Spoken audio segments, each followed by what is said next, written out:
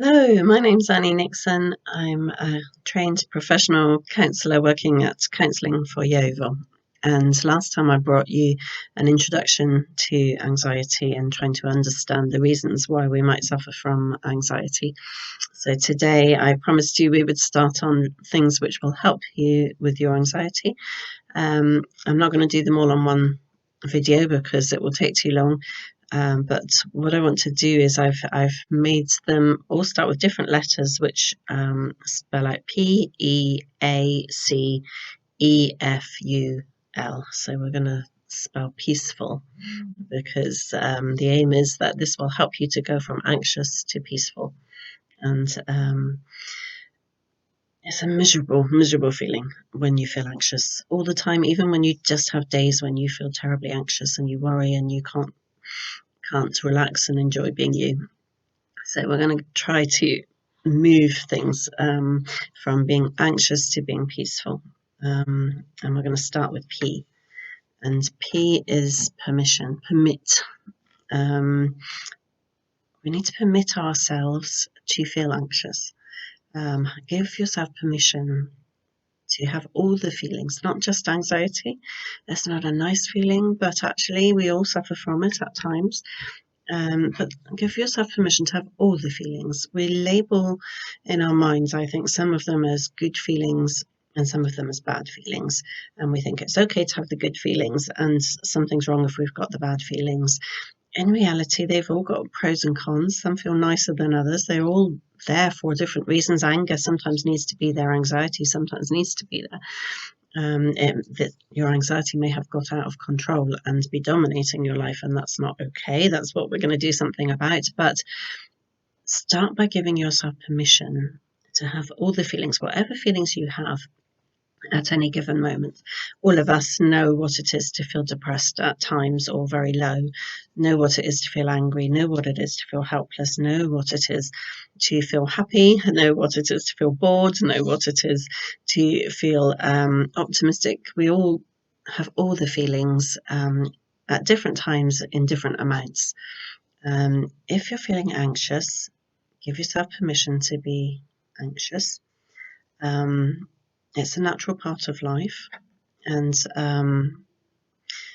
accepting yourself in that moment with the anxious feelings that you have is going to help you. This is not a touchy-feely counselor-y thing that doesn't work. It actually really helps to start by giving yourself permission to have your anxiety and accepting yourself with it. It doesn't mean we're going to stay in the anxiety, but this is where we start. When you're not in denial about your anxiety, and when you're not beating yourself up for being anxious, and when you're not anxious about being anxious, then you have the opportunity to find more effective ways to deal with your anxiety rather than just suffering from it, however serious it might be.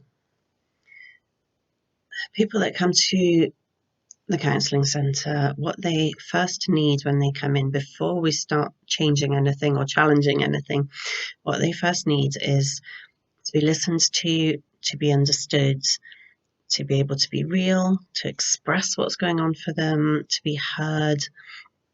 All those things are really important before we can start to get better. It's the starting place. And if you jump in too quickly with advice, it's very annoying and counterproductive. So let's not do that to ourselves. If we instinctively know that's not what somebody else would want, let's not do it to ourselves. Let's give ourselves a chance to be real, to express how we feel, to be heard, even if it's only by ourselves. Let's notice instead of judging, which we so often do so quickly, especially with ourselves. Instead of judging or trying to solve or panicking about it, let's notice how we feel. Let's observe how we feel. Let's take time to be curious about how we feel and why we might feel like that, what that feels like. How would you explain it to somebody else? How would you draw it if you were going to draw it? What's that feeling like? Has it got a colour? Has it got a shape? Is it a size? Do you feel it somewhere in your body? Where do you feel it? Get curious about it, get to know it a little bit before you start trying to solve it. And be kind to yourself. Um, it's not nice to feel anxious, it's a miserable feeling, so be kind to yourself. Um, don't compare yourself with other people, don't criticize yourself, don't judge yourself. Um, you might be able to even express it creatively somehow. You could perhaps draw that picture. You don't have to be an artist, it can be a stick picture. Just expressing how it is that you feel, and in doing that, you're doing something with it. So many of the most amazing creative pieces of music and poetry and art and all those things actually come out of struggles, emotional struggles, that people then put into something. You could even try that if you want to, and that is part of letting yourself have the feeling, and not beating yourself up for it. You're saying, yes, this is how I feel, I'm going to express it. So let's do for ourselves what we would like others to do for us. So that's P, and it's important. It's the starting point. And then E might seem to contradict it. There can often be two contradictory but equally true things. And this is might sound like it. It's not actually, I don't think, a contradiction. But E is engage. So P is permit, E is engage. And this means engage with your own recovery, engage with change when you're ready. You might not be ready yet, but nobody has a magic wand that they can wave to make you better. And so catch yourself being anxious, don't judge yourself, but engage with your own recovery. And I'm just going to say two things about this for now. Things that you could reduce and things that you could increase, which would help you.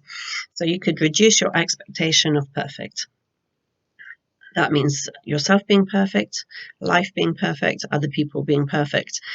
If I don't mean be cynical and pessimistic about it all, but actually just be realistic. Reduce your expectation of things being perfect. They're not. Life isn't always perfectly happy. That's okay. That's the deal. That's what life is. So reduce unrealistic expectations. Reduce your self-criticism.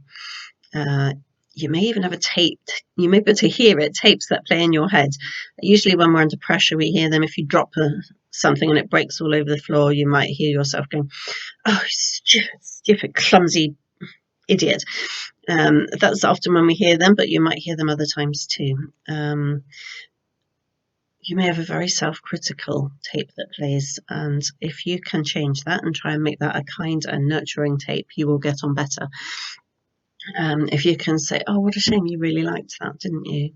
That's sad, and now it's broken. Oh well. That is a kinder way to deal with a situation like that. So reducing your self-criticism as well as reducing your expectation of perfect. Reduce the things you can't, taking personal responsibility for the things that you can't change. It's not your personal responsibility if somebody else behaves in ways which you don't think are right. If life isn't how you think it should be, there are a million ways that people think life should be. They all clash with each other. We can't take personal responsibility and carry that responsibility and be anxious about the fact that life won't be how we personally think it should be, or that other people will behave in ways that we personally don't think is the right way to behave. So reduce your responsibility for that. Reduce your avoidance. We'll say more about this later, but through it, not round it, is the quickest way to reduce your anxiety. And if you need help and support, that's fine, but much better to get the help and support and go through it, not avoid it. As soon as you avoid what you're anxious of, you kind of teach your brain that it's right to be anxious of it. So get the right help and support and go through it, not around it. Things you can increase: your self-care. When you're looking after yourself physically, mentally, emotionally, spiritually, you can deal better with anxiety. Increase your resilience about setbacks. There will be setbacks, of course. It doesn't matter. What matters is what you do about the setbacks. So increase your resilience, and just keep going. Increase. You can say to yourself, I didn't do very well today, but actually, hopefully I'll do better tomorrow. That's resilience. That's okay. That's realistic. We don't have to get it perfectly right all the time.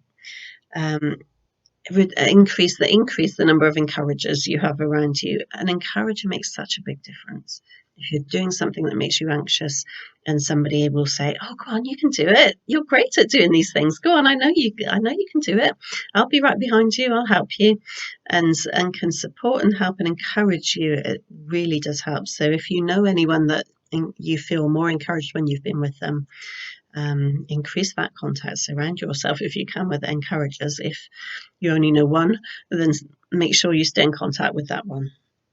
A lot of us never find out what we're really capable of, even a tiny percentage of what we're really capable of, because we feel too anxious to do things. And with the right encouragement, you will be surprised. You will be surprised, and everyone else will benefit. Increase your self-knowledge, your patterns, your triggers. What is it that might spark off the anxiety? We talked about this in the first video, but knowing what is going on for you will really help you. So there's some ideas about how you can engage with your own recovery, and be prepared to practice. Nothing really good comes without practice. People who play instruments really well, they've practiced loads. People who are good at sport, they've practiced loads. So let's practice, because this is really important. This can change your life. You don't have to, of course. Excuse me. If you're sitting there thinking, "Oh, well, that sounds like a lot of hard work and I don't want to," then maybe you're not ready yet, or perhaps you don't want to, and it's your choice. You don't have to, but you're not going to really change your anxiety without, so it's a choice. I wrote something here I can't see without my glasses. The fact that you're going to make changes and do things differently doesn't mean that is easy, or that I think that is easy. Quite the opposite. I think that is really difficult. Saying I can't do that is a sort of self-sabotage that will keep you in the can't do place. You might feel as if you can't do it, and I really empathize with that, because it's a very crippling feeling. If you feel as if you can't do it, tell yourself, okay, that's just a feeling. That doesn't mean that it's the truth that I actually can't do it. You can, and you can do it with the right help and support. So if you can't do it yourself, then you can do it with the right help and support. You might need somebody. If you're doing, the first time I did a presentation to 300 or 400 people, I needed somebody to help me sort out the technology to make it work properly. I needed somebody to help me decide what to wear so that I felt smart but not too conspicuous. I needed somebody to go through what I'd written and give me some tips on presentation and make sure I wasn't saying anything that I thought would embarrass me or be stupid. I needed somebody to pray for me, more than one person to pray for me. And I needed somebody, when the time came, to kind of give me a gentle shove from behind and say, "Go on, you'll be great." With the right help, we can change the things and do the things we want to do and change the anxiety about them. And the more you do it, the easier it will get, because you're changing how your brain thinks about things, and you're rewiring the circuitry in your brain, and we'll talk more about that later. So remember, if you need individual help, it's out there, so you can get that too. But for some people, going out to meet someone for breakfast will involve a huge process of courageous decisions and support and pushing themselves to the limit. Other people might never know how much that took you to go and do that if you're scared of going out, but you will know, and you've been very courageous. So afterwards, congratulate yourself, pat yourself on the back, and say, it doesn't matter that some people can do this easily. I can't, but I've done it. And it's cost me a lot, so now I'm going to relax and congratulate myself. Well done. We'll come back to the rest of Peaceful later on, but for now, that's it. Take care.